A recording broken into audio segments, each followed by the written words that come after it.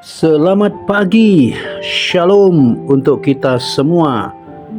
Selamat berjumpa kembali pada hari Selasa, Pekan Biasa ke-28, tanggal 14 Oktober 2025. Saudara-saudari, bayangkan dua orang yang sama-sama mencuci tangan. Yang pertama melakukannya karena takut najis. Ia memastikan airnya mengalir, gerakannya tepat, dan aturannya dipenuhi. Ia merasa aman, bersih, karena sudah melakukan kewajiban. Yang kedua, mencuci tangan bukan karena takut, tetapi karena ingin menyambut sesamanya dengan hati yang bersih. Ia ingin sentuhannya menjadi tanda kasih, bukan sekadar kebiasaan. Keduanya, saudara-saudara, mencuci tangan dengan air yang sama, tetapi hanya satu yang mencuci dengan kasih. Yesus hari ini menegur orang pertama, sang Farisi, karena hanya membersihkan bagian luar, tetapi tidak hatinya. Nah, saudara-saudari yang dikasihi Tuhan, Injil Lukas pada hari ini yang berasal dari bab 11 ayat 37 sampai 41 menceritakan bahwa Yesus diundang makan oleh seorang Farisi. Namun begitu Yesus duduk dan tidak mencuci tangan sesuai adat, tuan rumah itu heran. Yesus menatapnya dan dengan lembut tapi tegas berkata, "Kamu membersihkan bagian luar cawan dan pinggan, tetapi bagian dalammu penuh rampasan dan kejahatan." Ucapan itu menggoncang saudara, karena bagi banyak orang religius, kebersihan lahiriah adalah simbol kesalehan. Tapi Yesus menunjukkan bahwa ritual tanpa hati adalah bentuk baru dari berhala.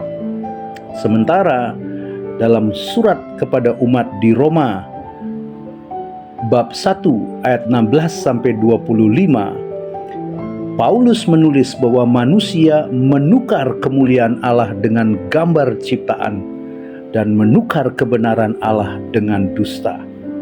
Yang ia maksudkan bukan hanya penyembahan patung, tetapi penyembahan terhadap bentuk-bentuk kesalehan yang kehilangan isi. Orang bisa saja rajin berdoa, tapi dalam doanya yang ia cintai bukan Allah, melainkan ketenangan dirinya sendiri. Orang bisa melayani, tapi lebih menikmati pengakuan daripada kasih yang melayani. Berhala-berhala semacam itu tidak terbuat dari emas atau kayu, saudara, tapi dari ego yang menyamar sebagai iman. So, baik dalam rumah Farisi maupun dalam dunia kita hari ini, saudara, bahaya yang sama mengintai. Kita menggantikan keintiman dengan performa, pertunjukan, menggantikan iman dengan sistem, menggantikan kerendahan hati dengan citra diri.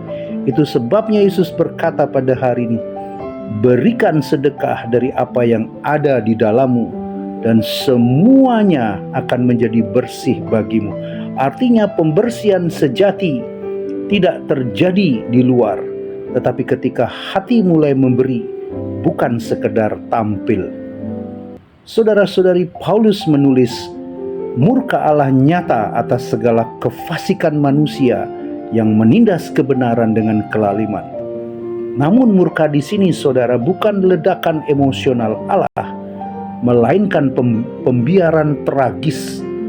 Allah menyerahkan manusia kepada keinginannya sendiri. Dengan kata lain, ketika seseorang terus menolak rahmat, Allah menghormati kebebasannya. Tetapi akibatnya, ia tenggelam dalam kehampaannya sendiri. Demikian pula dengan kita. Ketika iman kehilangan kasih, kita dibiarkan sibuk dengan ritus, sibuk tampil benar, tapi hati kita kosong. Dan itulah murka yang paling menakutkan, saudara, yakni ketika Tuhan tidak lagi kita rindukan. Namun Paulus membuka suratnya dengan kabar sukacita pada hari ini. Aku tidak malu akan Injil, karena Injil adalah kekuatan Allah yang menyelamatkan setiap orang yang percaya. Injil adalah dunamis theo, daya Allah yang menyembuhkan hati yang terbelah antara performa dan cinta. Injil tidak menuntut kesempurnaan ritual, namun keberanian untuk percaya dan menyerahkan diri kepada kasih. Saudara, kita tidak diselamatkan karena bersih dari noda, tetapi karena berani membuka bagian hati yang kotor untuk disentuh oleh rahmat. Kembali pada dua orang di awal renungan ini, yang satu mencuci karena takut menjadi najis, yang lain mencuci karena ingin menyambut dengan kasih. Yang pertama hidup dalam kesalehan palsu, takut gagal, takut dinilai, takut kotor. Yang kedua hidup dalam kemurnian hati, tahu bahwa kebersihan sejati datang dari kasih yang memberi. Pertanyaannya saudara, termasuk yang manakah kita? Saya tutup pertanyaan ini dengan doa. Tuhan, seringkali kami seperti Farisi itu, sibuk membersihkan bagian luar hidup kami agar nampak saleh, tetapi membiarkan bagian dalam kami tertutup oleh kesombongan dan rasa aman yang palsu. Bersihkanlah hati kami ya Tuhan, bukan hanya tangan kami. Jadikanlah setiap doa, pelayanan dan tindakan kami bukan topeng kesalehan, tetapi luapan kasih yang jujur. Semoga kami mencuci tangan bukan karena takut najis, melainkan karena rindu menyambut-Mu dengan hati yang bersih. Amin.